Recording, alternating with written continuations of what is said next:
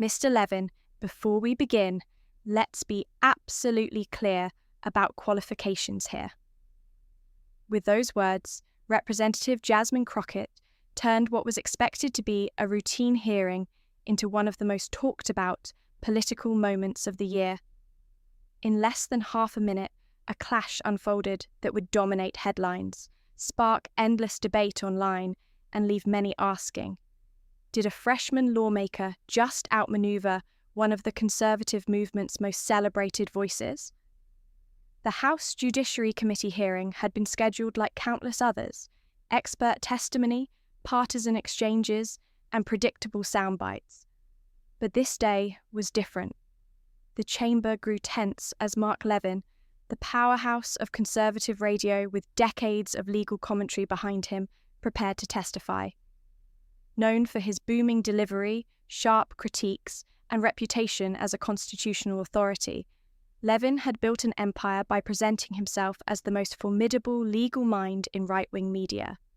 He had written bestsellers, influenced debates at the highest levels, and regularly ridiculed political opponents on his nationally syndicated show. To his millions of listeners, Levin wasn't just a commentator, he was a legal oracle. Facing him across the table sat Representative Jasmine Crockett, the relatively new congresswoman from Texas's 30th District. Younger, with far less media exposure, she might have seemed an unlikely challenger. Yet those familiar with her background knew otherwise. Before entering Congress, Crockett had built her career in Texas courtrooms, fighting fiercely for her clients in high-stakes criminal defense cases. Behind her calm demeanor was a lawyer seasoned by real trial experience, someone who knew how to probe, corner, and dismantle opponents who underestimated her. The stage was set for what looked, at first, like another standard exchange. Levin would outline his originalist views of the Constitution, spar lightly with Democrats, and leave with a few clips to play for his radio audience. Instead, Crockett's first question signaled a different script. Her voice was measured, her words deliberate, and her gaze unflinching. The air in the room shifted. This wasn't going to be another softball round. Levin responded with the trademark smirk his fans adored, the same expression that usually preceded a rhetorical knockout on his show. For years, he had built his persona on intellectual dominance. A graduate of Temple Law, a veteran of the Reagan administration, and the author of political bestsellers like Liberty and Tyranny and American Marxism, he carried himself as the embodiment of conservative legal thought. His favourite move was mocking opponents' credentials, dismissing them as amateurs who wouldn't recognise the Constitution, even if James Madison himself explained it. Clips of him deriding so-called pretend lawyers, or sneering at affirmative action law degrees, reliably went viral, reinforcing his status as untouchable. But this time, Levin didn't realise he was stepping into a trap, carefully set by a sharp-witted adversary who refused to be intimidated. In just a few exchanges, the balance of power in that hearing room would shift, and millions of viewers would soon be watching to see how far the mighty could fall. They didn't call Mark Levin the Great One as a joke. Among conservatives, it was said with admiration. His voice carried weight, and his arguments about the Constitution were treated as gospel. Yet on this day, he faced someone very different from the politicians he often mocked. Representative Jasmine Crockett. Crockett wasn't just a freshman lawmaker testing her political voice. She came from the courtroom trenches of Texas, where she fought as a civil rights lawyer and public defender. For her, the law had never been abstract theory. It was the deciding factor between freedom and prison for countless clients. A graduate of the University of Houston Law Center, she had earned her reputation not on talk radio, but in front of judges and juries, under pressure most pundits would never know. What the public didn't see before the hearing was the preparation. Crockett and her small team had combed through years of Levin's commentary. Every insult he hurled at a law school he disliked, every jab at black women's intellect, every dismissive remark about pretend lawyers. She catalogued them all. She wasn't just preparing questions. She was studying his habits, his blind spots, and above all, his pride. This confrontation was never just about one man and one congresswoman. At its core, it was a battle over who gets to shape America's constitutional conversation. Could a veteran of conservative media continue to dominate by belittling younger, more diverse voices? Or was the tide shifting toward leaders who had walked the courtroom floor instead of the radio studio? The atmosphere reflected the stakes. The chamber was packed, C-SPAN cameras trained on the witnesses. Conservative outlets came expecting fresh clips of Levin dismantling Democrats. Progressive journalists hoped to capture the moment someone finally cracked his armor. Online, the hashtag #LevinVisit was already trending before the questioning even began. Levin entered with confidence, surrounded by aides, legal binders, and stacks of quotations from the Founding Fathers. Crockett, by contrast, had just one aide and an iPad. But she carried something Levin had not touched in decades, the muscle memory of practicing law in real trials. At first, everything played out exactly as Levin intended. He fielded Republican softballs with ease, quoting the Federalist Papers and invoking Madison and Hamilton as if they were old friends. His voice swelled with practiced authority, the same energy his fans cherished on the radio. Then, Crockett's microphone clicked on. Her voice was polite but sharpened, commanding the room. "Mr. Levin, you've been quite outspoken about the state of legal education. Just last month, you said, quote, 'Half these Democrats couldn't pass a first-year constitutional law exam if their life depended on it.' Do you recall making that statement?" Levin adjusted his glasses, a subtle tell that longtime fans knew meant he was preparing to strike. "I say many things on my show, Congresswoman, but yes, I stand by that. Too many politicians today lack even a basic grasp of our constitutional framework." Crockett shuffled her notes, her expression steady. "And you've also said, repeatedly, that certain law schools are degree mills, handing out participation trophies instead of real legal training. Do you still stand by that?" The room grew heavy. Some Republican members shifted in their seats. Everyone could sense it. Crockett wasn't circling. She was tightening the net. Levin's voice rose, more forceful now. "Absolutely. The decline in legal education is one of the gravest problems we face in this country." And with that, the stage was set for her counterpunch. When law schools prioritize diversity quotas over academic rigor, when graduates can't even cite a Supreme Court case correctly, yes, I call that a participation trophy. The words came from Mark Levin with absolute confidence, but they landed exactly where Jasmine Crockett wanted. A low murmur spread across the Democratic side of the committee. Younger members exchanged knowing looks. Levin thought he was reinforcing his authority. In reality, he was stepping directly into Crockett's carefully constructed trap. Unfazed, Crockett tilted her head slightly and asked, "So, you believe you can judge the quality of someone's legal education more accurately than the bar associations that license attorneys?" Levin leaned back, his voice swelling with pride. "Congresswoman, passing the bar is a bare minimum. It doesn't make you a constitutional scholar.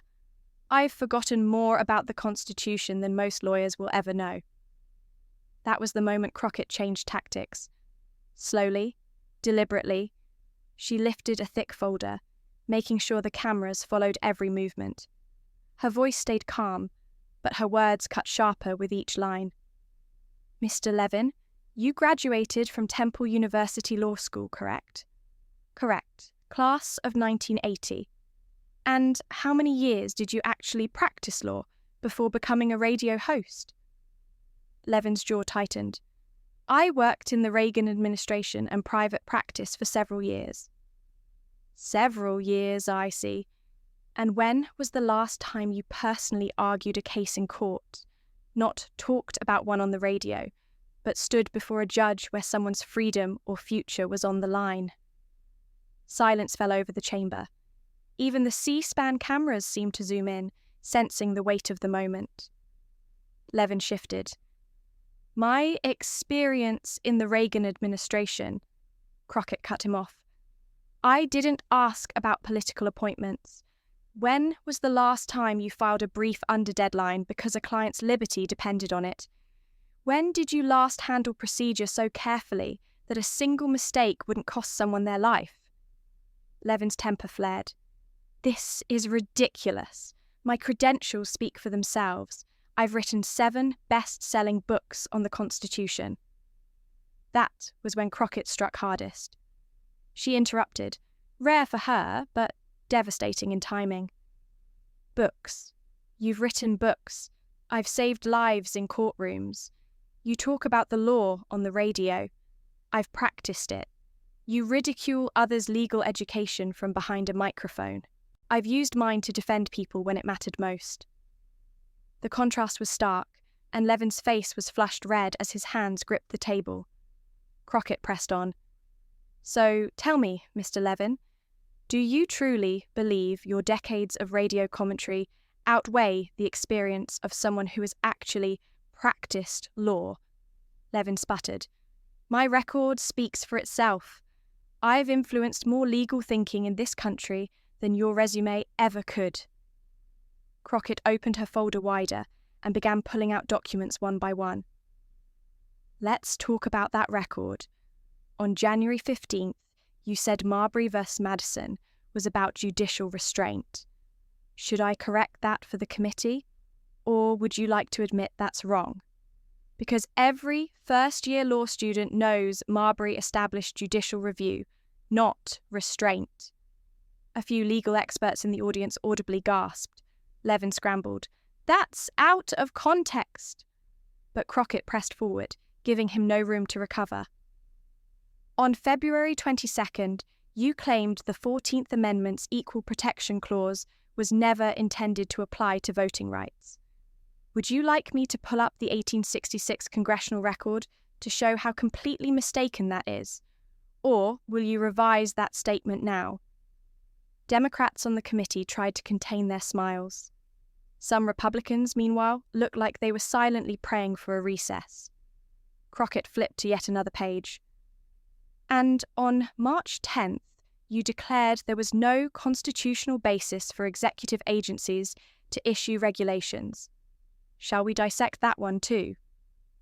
Levin, once the unshakable Great One, was visibly unravelling before millions of viewers.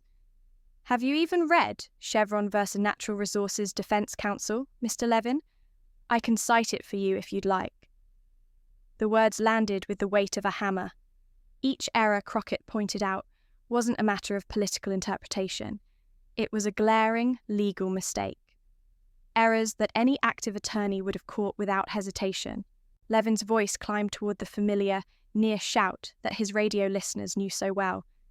This is an ambush. This is exactly the kind of... But Crockett cut him off with surgical precision. Her voice was steady, almost calm. For years, you've mocked the legal education of others. You've questioned whether certain people deserved their law degrees. You've suggested that women like me are nothing more than affirmative action hires who couldn't survive in real legal practice. So I'm giving you the chance to prove the superior knowledge you claim to have. Unless, of course, you can't. The trap had closed. Levin now faced a brutal dilemma. Attempt to answer her pointed legal questions and risk exposing his ignorance, or refuse and look like he was retreating. Either way, his aura of dominance was crumbling.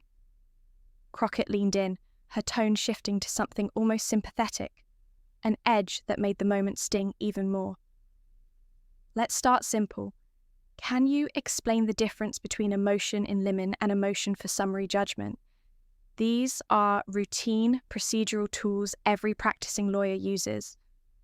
Levin's mouth opened, then closed.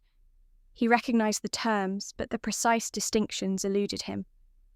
When was the last time he dealt with courtroom procedure, deadlines, or rulings that directly determined someone's fate?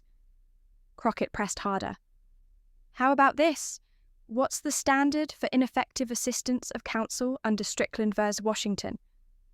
Every public defender knows it by heart because our clients' lives depend on it. But you wouldn't know that, would you? Because you've never had a person's future resting on your performance in court. The balance of power had flipped entirely. The man who had entered as a conservative icon, the Great One, was now visibly shrinking in his chair, his face twisted with anger and humiliation. Then Crockett raised her voice for the first time, filled with tightly controlled passion that electrified the chamber. You want to talk about participation trophies, Mr. Levin? Your entire media career is a participation trophy. You get to cosplay as a legal expert because you went to law school 40 years ago and dabbled in politics.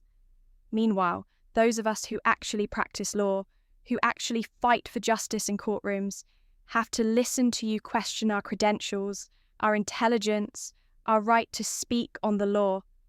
She held up another document, bright with highlights. This is a transcript from your April 5th broadcast. You said, and I quote, "These diversity hire lawyers wouldn't last 5 minutes in a real legal debate with someone who actually knows the Constitution." Well, Mr. Levin, we've been here for 15 minutes, and you haven't answered a single substantive question correctly. So tell me, who's the diversity hire here? The chamber erupted. Democrats clapped openly, unable to contain themselves until the Republican chair pounded his gavel for order. But the damage was irreversible. Levin, once untouchable, had been dismantled in front of the nation by a congresswoman he might once have brushed off. And yet, Crockett wasn't finished. She saved her most devastating strike for the end. Mr. Levin, I'll give you one last chance. One question so basic it's taught in the first year of law school, often appearing on the bar exam. Can you explain the doctrine of incorporation and how the Bill of Rights applies to state governments through the 14th Amendment? The room held its breath. Levin began to stammer. The doctrine of incorporation. It's about how the Bill of Rights through the 14th Amendment. His voice faltered. The man once celebrated for his mastery of constitutional law was fumbling on the most elementary question of all. Mark Levin, who had spent decades positioning himself as the nation's constitutional tutor, now struggled to articulate what any first-year law student could explain with ease. His voice faltered. Crockett leaned in, her tone no longer sharp but almost pitying. Let me help you, Mr. Levin. The doctrine of incorporation is the principle by which the Bill of Rights, once binding only on the federal government, was extended to apply to the states through the Due Process Clause of the 14th Amendment. It can be applied selectively, which the court has mostly done, or through total incorporation. The Supreme Court has invoked it in landmark cases. Gitlow v. New York for free speech, Mapp v. Ohio for search and seizure, McDonald v. Chicago for the Second Amendment. This isn't advanced theory. This is week 2 of constitutional law. The silence that followed was suffocating. Even Republican members of the committee avoided eye contact. The Great One had been decisively dismantled. Then came Crockett's final stroke. She lifted a document high for the cameras. This is my law degree from the University of Houston Law Center, a school you've mocked as second tier. This is my Texas bar certification, something you haven't maintained in decades. And these, she placed a stack of highlighted case files on the desk, are just a few of the trials I've won, the appeals I've argued, the lives I've defended through actual legal work. Not theory, not talk radio, law. Her gaze never left Levin's paling face. The difference between us isn't Temple versus Houston. It isn't race or gender. The difference is simple. I am a lawyer, one who practices law. You are a radio host who stopped being a lawyer 40 years ago, yet you dare to question the legitimacy of those of us who still fight in the courtroom. The weight of her words pressed down on the chamber like a heavy curtain. Then came the kill shot. So, the next time you call someone a diversity hire or a participation trophy lawyer, remember this moment. Remember that when you finally faced a real attorney, you couldn't answer the most basic questions about the Constitution you claim to know so well. Levin attempted one last protest. This is character assassination. This is... No, Mr. Levin, Crockett interrupted, calm and final. This is what happens when arrogance replaces substance. This is what happens when a platform is mistaken for expertise. This is what happens when someone who actually practices law finally calls your bluff. She gathered her papers with deliberate precision, as if closing arguments in the most satisfying trial of her career. I have no further questions for this witness, Mr. Chairman. I believe Mr. Levin's qualifications to comment on constitutional matters have been sufficiently clarified for the record. The gavel struck, but it felt ceremonial. Everyone present knew they had just witnessed a political earthquake. Levin sat frozen, his face cycling from red to purple, his hands trembling with rage and humiliation. Behind him, his staff, who had expected triumphant soundbites for conservative media, looked stunned, as though watching an empire collapse in real time. The cameras captured it all. The smirk erased, the confidence shattered, the legend of the conservative legal titan crumbling before a national audience. The gavel's echo had barely faded when the committee chair, normally one of Levin's strongest allies, called for a recess. His face was stiff, his eyes avoiding Levin's direction. It was a silent acknowledgement that the moment had spiraled beyond control. Around the room, conservative media figures hunched over their phones, some frantically drafted explanations, others quietly distanced themselves from what was already shaping up to be a brutal news cycle. Jasmine Crockett, meanwhile, rose from her seat with calm precision. She adjusted her jacket and walked toward the exit, her demeanour cool and deliberate. No gloating, no triumphant theatrics. She had come to expose a fraud, and she had done so with nothing more than preparation, courtroom experience, and facts. As she passed Levin's table, she paused briefly, leaning just close enough for the microphones to catch her words. Mr. Levin, I'll be tuning into your show tonight. I'm curious to see how you spin this, though, given your performance today, I'm not sure you know what spin means in a legal context either. Levin opened his mouth as if to respond, but nothing came out. For perhaps the first time in his career, the man who made a living from words was speechless. Within minutes, the exchange went viral. Crockett destroys Levin surged to the top of Twitter's trending topics. Clips of the Congresswoman methodically dismantling his legal claims flooded TikTok, Instagram, and YouTube. Liberals celebrated it as the most satisfying political takedown in memory. Even some conservative commentators admitted Levin had been caught unprepared and badly outmatched. Politico broke the first major story, its headline searing, "The Great One Stumbles. Mark Levin fails basic legal questions in catastrophic testimony." The article, buttressed by fact checks from constitutional scholars, confirmed Crockett's corrections were airtight. CNN's Jeffrey Toobin tweeted within minutes, "In 30 years of covering legal affairs, I've never seen such a thorough dismantling in a congressional hearing. Crockett didn't just win, she revealed Levin doesn't truly understand the law he claims to master." Even Fox News struggled. Greg Gutfeld joked awkwardly about bad days. Jesse Watters tried to pivot to immigration, and only Sean Hannity attempted a half-hearted defense, accusing Crockett of ambushing Levin with gotcha questions. But the conviction wasn't there. The legal world's reaction was even harsher. On Twitter, Harvard's Lawrence Tribe broke down each of Levin's errors in a viral thread, calling it a case study in how political commentary crumbles when exposed to real legal scrutiny. Yale's Akil Reed Amar, typically measured, wrote, "Levin has long cloaked himself in constitutional gravitas he hasn't earned.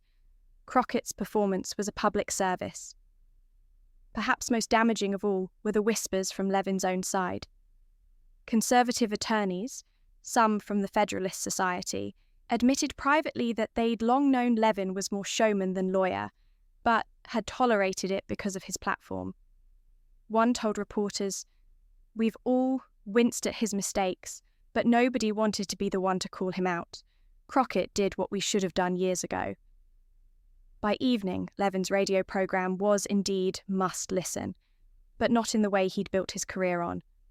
Millions tuned in, not to hear the great one demolish opponents, but to see how a man who had just been dismantled on live television would attempt to salvage his legacy. Millions of listeners tuned in that night, waiting to hear how Mark Levin would address his public unravelling. Would he acknowledge his mistakes, offer an apology, or attempt to fact-check the fact-checks that had dismantled him in real time? What they got instead was worse than silence. For the first hour of his show, Levin launched into furious rants about radical ambush tactics and disrespect for conservative voices. He never once corrected his misstatements, never clarified his fumbling answers, never attempted to reclaim credibility on the legal substance. Instead, he turned his fire on Crockett personally, calling her unqualified and suggesting she had been coached by left-wing academics.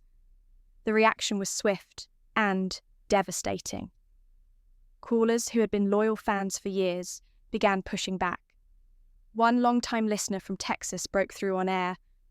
"Mark, I've listened to you for 15 years, but that congresswoman was right. You couldn't answer basic questions. How can you call her unqualified when she clearly knows more law than you do?" Levin cut him off and went to commercial. But the damage was already spiraling. On YouTube, where Levin's clips typically drew waves of supportive comments, the tide turned. Viewers began posting timestamps of his legal errors, not just from the hearing, but from years of broadcasts. Amateur fact-checkers combed through his archive, unearthing dozens of examples where he had misstated basic constitutional principles while mocking others for supposed ignorance. Conservative media scrambled to contain the fallout. Ben Shapiro tried to argue that courtroom practice doesn't necessarily equal constitutional scholarship, but even his fans pointed out that Levin had failed on constitutional questions, not just procedure. Tucker Carlson attempted to reframe it as an issue of woke culture silencing traditional voices. That line fell flat. Crockett had used nothing but facts, precedent, and Levin's own words.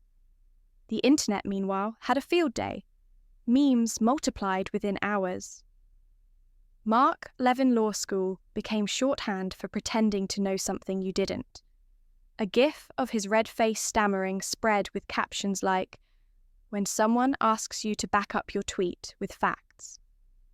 On TikTok, law students filmed reaction videos, shaking their heads. This is why you actually pay attention in con law. But while Levin's reputation crumbled, Crockett's star rose. Practically overnight, she went from a relatively unknown freshman congresswoman to a national figure. Her Twitter following ballooned by 500,000 in 2 days.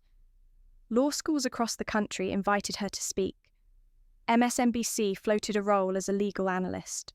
Book publishers began making offers. More importantly, she had reshaped the conversation about legal authority in politics. For years, figures like Levin had leveraged outdated credentials and loud platforms to claim expertise. Crockett proved that actual, practicing knowledge could dismantle manufactured authority. The clip became required viewing in professional responsibility classes at multiple law schools. The Texas Bar Association issued a rare public statement praising her for demonstrating the difference between practicing attorneys and media personalities. The Congressional Black Caucus echoed the sentiment, writing, "Representative Crockett's defense of legal expertise over media bluster shows why diverse voices in Congress matter. She combined superior preparation with lived experience to expose the hollow attacks often used against us." And then came the unthinkable. Just 3 days after the hearing, Westwood One, Levin's longtime syndicator, announced his program would undergo a format change, pulling back from legal commentary and focusing more broadly on conservative politics. Industry insiders whispered the truth. Advertisers were fleeing in the wake of the disaster. The empire Levin had spent decades building was suddenly, shockingly unstable.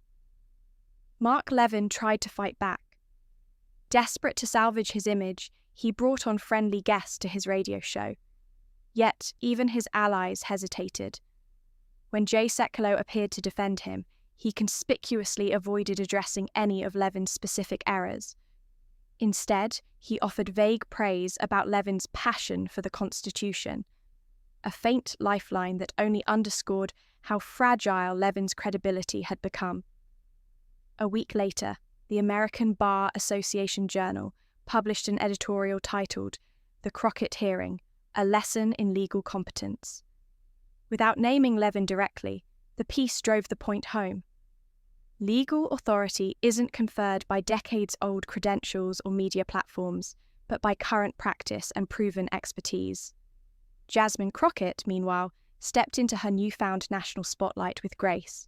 In her first extended interview with Rachel Maddow, she dismissed the idea that her performance was simply about humiliating Levin. "This wasn't about embarrassing Mr. Levin," she explained. "This was about every lawyer who's ever been told their degree wasn't good enough, their school wasn't prestigious enough, or their background wasn't traditional enough, usually by someone who hasn't practiced law in decades. I've had clients whose freedom, even their children, depended on me knowing the law inside and out. That's what makes someone qualified to speak on the law. Not a radio show, not book sales, not political appointments from 40 years ago. Real practice, real lives, real expertise." The interview went viral, not because Crockett gloated, but because she reframed the moment as a broader lesson about expertise and authority in American life. Law schools rushed to invite her for commencements. Her alma mater, the University of Houston Law Center, which Levin had once mocked as second tier, reported a 30% surge in applications in the week after the hearing. The dean praised her as a credit to our institution and to the legal profession. Levin's empire, by contrast, unraveled quickly. Book sales slumped. Speaking engagements evaporated. Republican lawmakers quietly declined his invitations. Blaze TV declined to renew his contract. The final humiliation came when the Wall Street Journal, long a home for his op-eds, rejected a submission. An insider later admitted the editors felt he had lost too much credibility to be published as a serious conservative legal voice. 3 months after the fateful hearing, a Media Matters study revealed the full collapse. Levin's radio audience had fallen by 40%, his podcast downloads by 60%, and major markets like Houston, Atlanta, and Philadelphia had dropped his program entirely. But the fallout wasn't just about one man. Crockett's takedown sparked a broader reckoning. Across the political spectrum, commentators became more cautious about inflating their credentials. Liberal voices, emboldened by her example, began fact-checking conservative legal claims more aggressively in real time. Even within conservative circles, there was new pressure to distinguish between true expertise and media performance. The moment had shifted the landscape. Authority was no longer just about who shouted loudest, but who could withstand scrutiny when facts and real knowledge were on the line. In the months that followed, a new expression began circulating in Washington and on campuses alike. To Crockett, someone.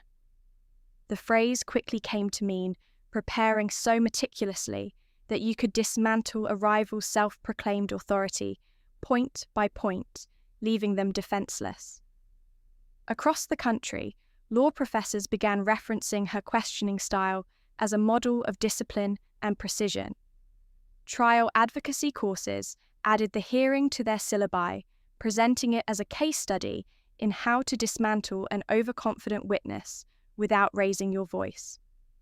Students dissected her performance the way athletes review a championship game. Crockett herself reaped the political benefits. Proposals that had previously struggled to gain traction suddenly picked up bipartisan support. Her interventions during committee sessions carried far more weight. Even ideological opponents paid closer attention when she spoke on legal matters. She had established herself not just as a politician who talked about law, but as a practitioner who understood it intimately. Half a year after the hearing, the National Bar Association invited her to deliver the keynote address at its annual convention. Her speech, titled "Law in Practice, Not Performance," struck a chord. Without ever mentioning Levin, she warned against confusing volume for competence. Too often, she told the audience, we mistake television personalities for authorities. We reward those who perform expertise instead of those who actually practice it. But genuine legal authority requires more than confidence. It requires study, discipline, and the burden of real cases where lives and liberty are on the line. The law isn't theatre, it is labour, constant and demanding. The auditorium erupted in applause that lasted 5 minutes. Online, her remarks were hailed as a turning point, an emphatic rejection of performative punditry masquerading as scholarship. Even lawyers on the right conceded privately that she had articulated a truth many had avoided saying aloud. Levin, meanwhile, attempted a comeback. Roughly a year after his disastrous testimony, he launched a podcast titled The Real Constitution, promising to set the record straight. The debut episode drew respectable curiosity numbers, but the novelty quickly wore off. By his 5th release, the audience had collapsed to fewer than 10,000 downloads, an embarrassing fall for someone who once reached millions nightly.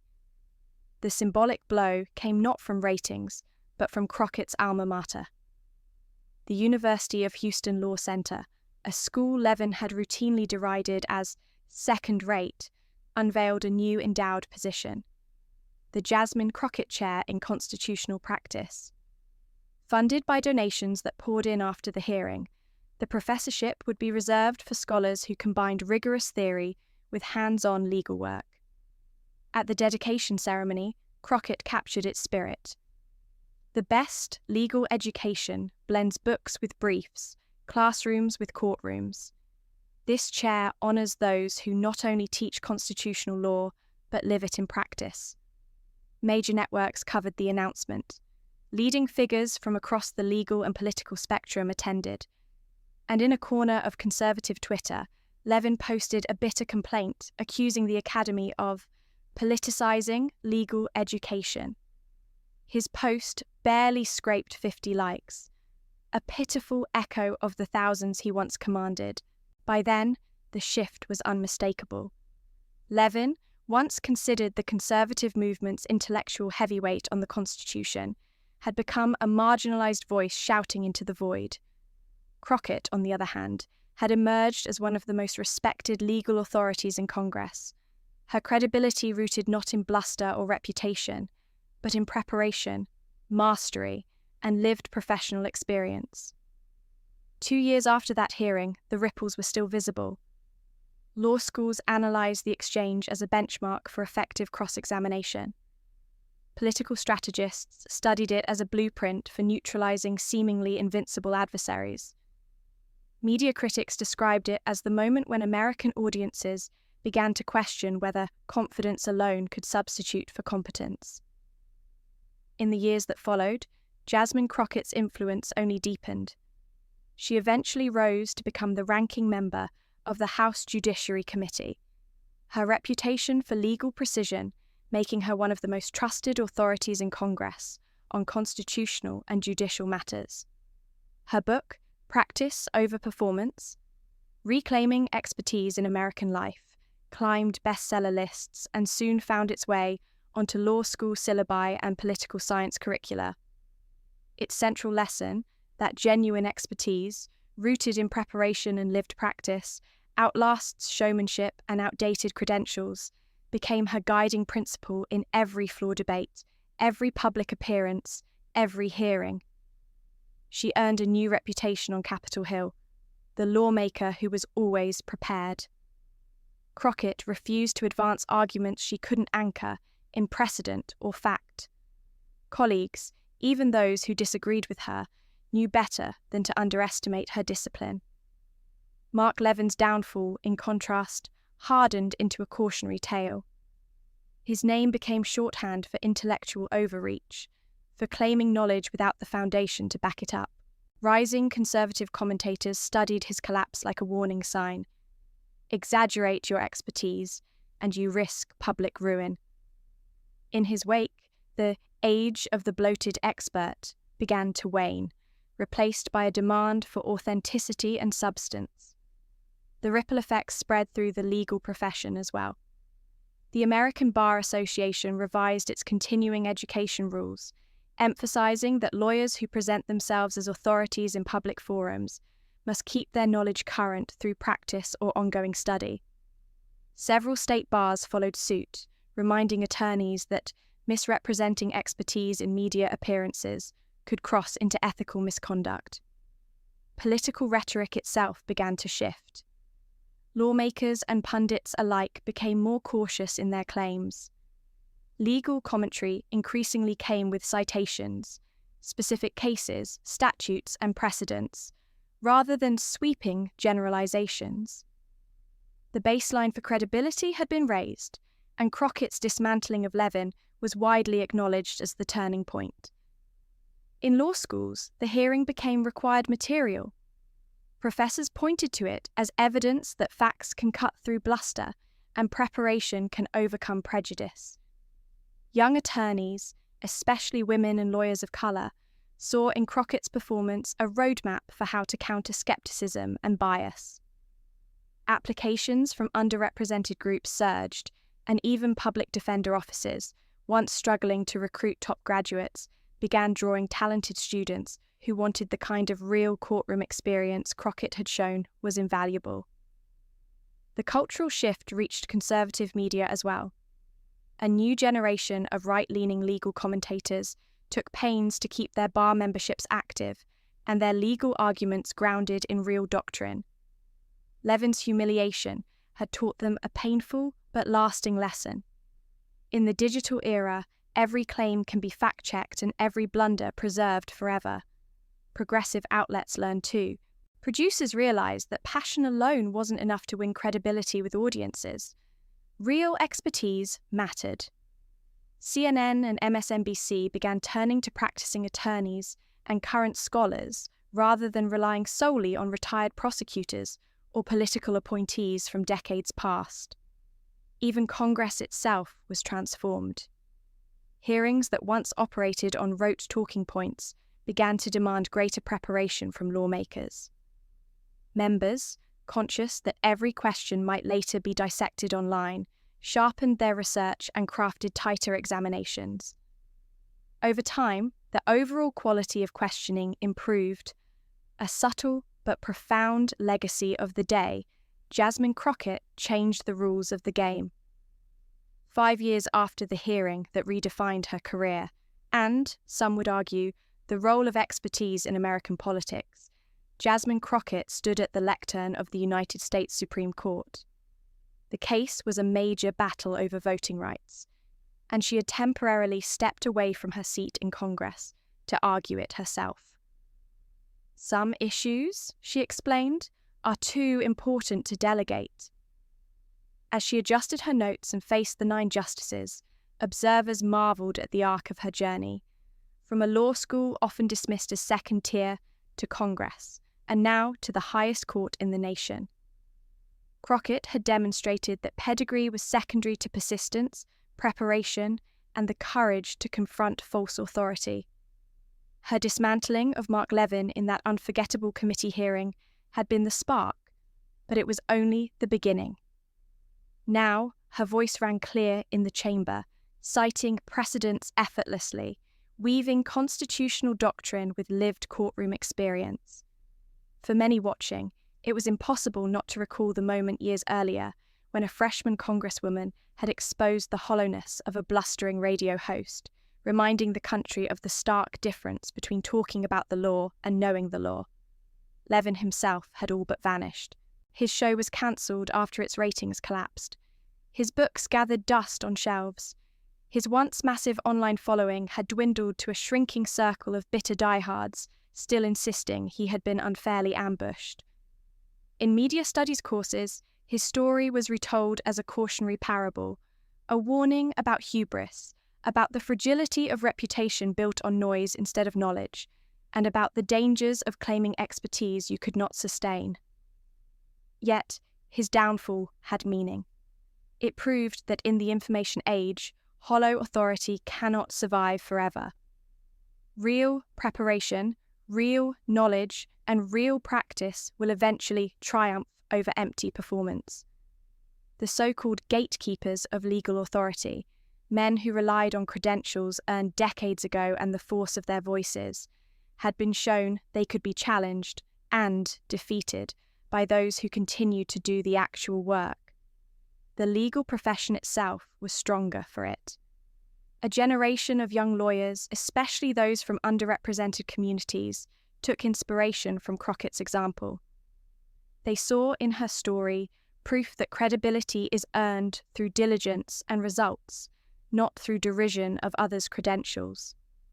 Political leaders learned the same. Claiming expertise was no longer enough. You had to demonstrate it. As Crockett finished her Supreme Court argument, applause broke out from the gallery, a rare breach of tradition in that solemn chamber. She allowed herself a brief moment of reflection.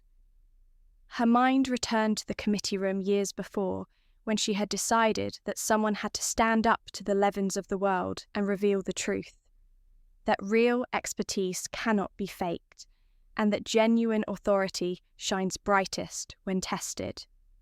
She had not simply ended a man's career that day. She had redefined what it meant to be an expert in American law and politics. The new standard, rooted in up-to-date knowledge, real-world practice, and thorough preparation, would outlast both her and her opponent, shaping discourse for decades to come. The lesson remained undeniable. When bluster collides with substance, when performance faces preparation, the truth eventually wins. All it takes is someone with the courage, the skill, and the discipline to bring it to light. Jasmine Crockett had been that someone, and in doing so, she changed the conversation in America forever,